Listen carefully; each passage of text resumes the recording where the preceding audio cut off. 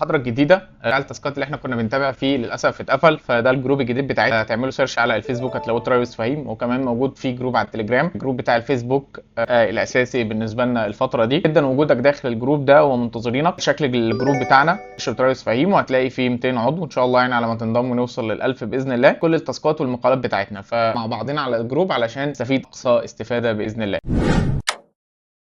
في المحاضرات اللي فاتت عن الكي بي اي، واتكلمنا عن الكونفرجن ريت، واتكلمنا كمان عن الريتنشن، اتكلمنا كمان على الكاستمر لايف تايم فاليو، واتكلمنا عنها في محاضره كامله ومتكامله تقدروا تشوفوها على القناه بتاعتنا ترايوس فهيم في المحاضرات اللي فاتت. عايزين نتكلم عن حاجه ثانيه مهمه اللي موجوده، وهي الافريج اوردر فاليو. اوردر فاليو باختصار احنا بنقول قصه المبلغ اللي العميل بيصرفه في كل عمليه شراء. يعني ايه الكلام ده؟ يعني مثلا لو عندنا 10 عملاء اشتروا ب 1000، يبقى لو هنقول ان ال10 عملاء دول كلهم اشتروا ب 1000، يبقى هنا المتوسط او الاي او الافريج اوردر فاليو هيبقى 100. ده بيخليني طبعا اقدر اعرف اذا كنت انا محتاج اعلي الباكج بتاعتي، او ان انا ابدا اعمل بندل في الكورسز بتاعتي، او مثلا بندل للسيرفيس بتاعتي، ان انا اقول للناس انت اشتري بدل مثلا ما بتشتري الشروه بتاعتك ب 100 في حاجه زائد حاجه زائد حاجه، يبقى مجموع الشراء بتاعك 100، يبقى انا هنا بعلي الافريج فاليو بتاعي. الحاجه الثانيه اللي بعد كده عندنا هي الكاك او الكاستمر اكوزيشن كوست. نقول عليه ان ده تكلفه اكتساب كل عميل جديد. طب كل عميل جديد، وهنا بنرمز ليها بالكاك اللي هي الكاستمر اكوزيشن كوست، المبلغ اللي بندفعه علشان اقدر اجيب عميل جديد. يعني مثلا لو صرفت 5000 اعلان وجالي منه 50،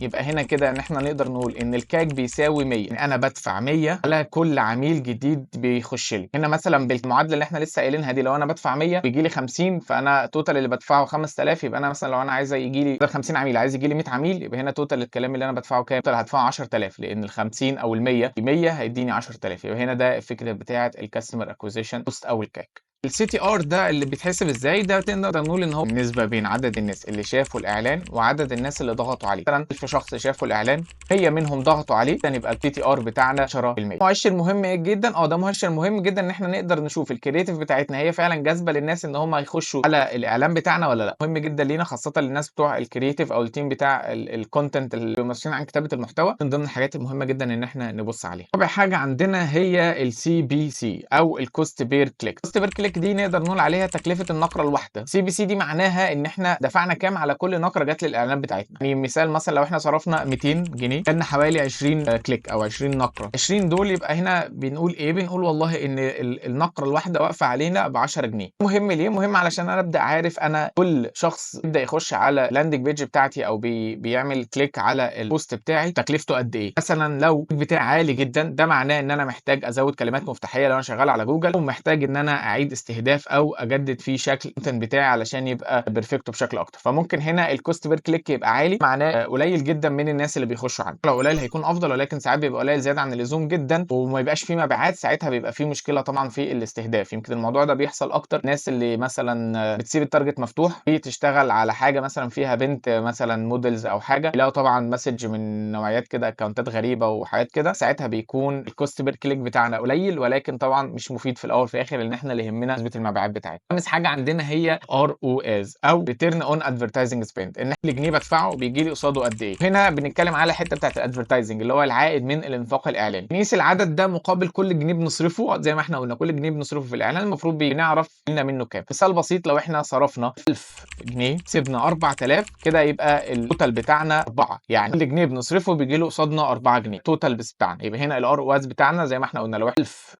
جنيه، لو صرفنا 1000 جنيه وجالنا 4000، اذا يبقى انا الار او اس بتاعي 4 جنيه بصرفه بيجي لي قصاده 4 جنيه زيه. اللي بعد كده هنا عندنا هي الار او اي. الار او اي بتاع الماركتنج شانلز ده مختلف. يعني ايه؟ انا هنا دلوقتي لما باجي بعمل البلان بتاعتي بقول والله انا هشتغل على انستجرام، هشتغل على فيسبوك، هشتغل على تيك توك، هشتغل على ايا كانت المنصه اللي انا هشتغل عليها. يبقى انا محتاج اعرف المنصات بتاعتي دي، كل منصه اهو انا هكتبها منصه ادفع عليها كام، اكسب منها كام. طبعا ده بالنسبه لنا بيكون مهم جدا، خاصه في ان احنا نبدا نحدد حاجات كتيره. يعني مثلا الحته دي بتبقى مهمه ان انا احدد التوب فانل بتاعتي، انهي منصه عايز اركز عليها، وببدا احدد انا هصرف اعلانات على ايه. انا ممكن مثلا اكون شغال على الفيسبوك، عندي ترافيك على الفيسبوك، ببدا اجيب انجيجمنت، عندي انجيجمنت عالي ولكن ما بيحققش معايا مبيعات. ان انا عندي نص الانجيجمنت ده على الانستجرام او تيك توك وبيحقق معايا مبيعات، ساعتها هتحول الوجهه بتاعتك من فيسبوك لان انت تروح الانستجرام او انك تروح للبلاتفورم اللي موجوده. التشانل ار او اي ده باختصار شديد ان انت هنا بتقارن ما بين القنوات المختلفه. مختلفه، انستجرام، الميل، الاعلانات،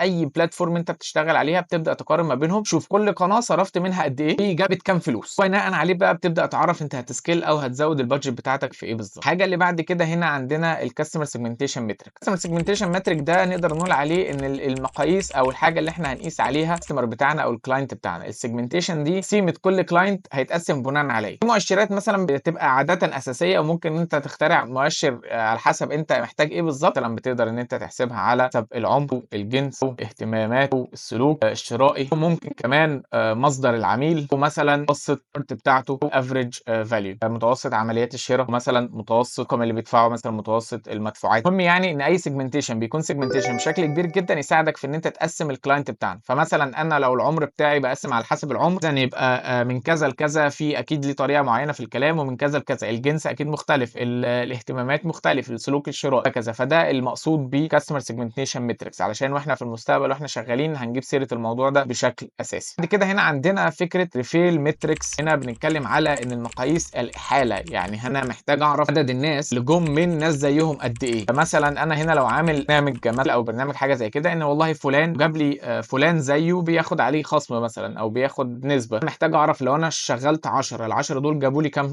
هنا دي المتريكس اللي احنا بنقيس عليها. ده مهم جدا طبعا علشان نبدا نشوف هل احنا الكامبين اللي احنا ماشيين عليها مظبوطه ولا لا. حاجه ثانيه من ضمن المتريكس اللي احنا بنقيس عليها هي الريت بتاعه العملاء اللي جم عن طريق الريفيل او عن طريق الافليت ماركتنج. مثلا ممكن يجي لي حد، لو انا شغلت معايا انفلونسرز، والانفلونسرز دول بس عملوا كود ليهم، قرأوا اكواد باسمهم، بداوا يكتبوا في الاعلانات بتاعتهم عشان الناس تشتري. الناس اشترت، وبعد ما اشترت اكتشفت ان هم اتنصب عليهم من الانفلونسر ده عشان من الانفلونسر ياخد نسبه. ده هيضر البراند بتاعي، فانا لازم ابقى عارف كواليتي العملاء اللي بتيجي من الموضوع ده قد ايه. اخر حاجه هنا عندنا السي ار او الكونفرجن ريت. طب الكونفرجن ريت دي نقدر نقول عليها انها معدل التحويل من كل مرحله لمرحله. يعني انا مثلا عملت اعلان والناس شافوا الاعلان بتاعي لاول مره، بعدين ضغطوا على الاعلان ده ودخلوا على اللاندنج بيج، هنا لهنا ده كونفرجن ريت. بعد كده من البيج دي مثلا دخلوا على بيج بتاعه الكارت، دي كونفرجن ريت برضه. هنا الكونفرجن ريت كل اجراء احنا بنتخذه وبيفلتر معانا ناس للاجراء اللي بعديه، وده الكونفرجن ريت. يعني مثلا لو احنا هنا الاعلان بتاعنا شافه 100 واحد، من ال 100 دول بس دخلوا 50، اذا يبقى الكونفرجن ريت بتاعنا 50%. خدنا 50% من ال 100 دول للمرحله الثانيه، وهكذا. لو 50% تاني، يبقى من ال 50 دول هيبقوا 25 يروحوا للكونفرجن ريت للمرحله الثانيه. كل المصطلحات اللي هنحتاجها باذن الله في الكورس بتاعنا. اللي انت محتاجه بس ان انت تخش معانا على الجروب وتشارك فيه لو اي اسئله او تاسكات موجوده، ولو محتاج تنصحنا اي نصيحه في طريقه الشرح، باذن الله في المرات الجايه هيبقى الشرح بتاعنا مميز عن كده، وهنبدا نكتب تفاصيل. لكن لحد دلوقتي انا مهم عندي ان انت تكون عارف معلومات كده قشور عن كل الحاجات دي كلها. اتفرج على المحاضرات اللي فاتت، وان شاء الله باذن الله اشوفكم في محاضره جايه سريعه ومهمه هنتكلم فيها عن ماركت ريسيرش. فاشوفكم على خير ومع السلامه.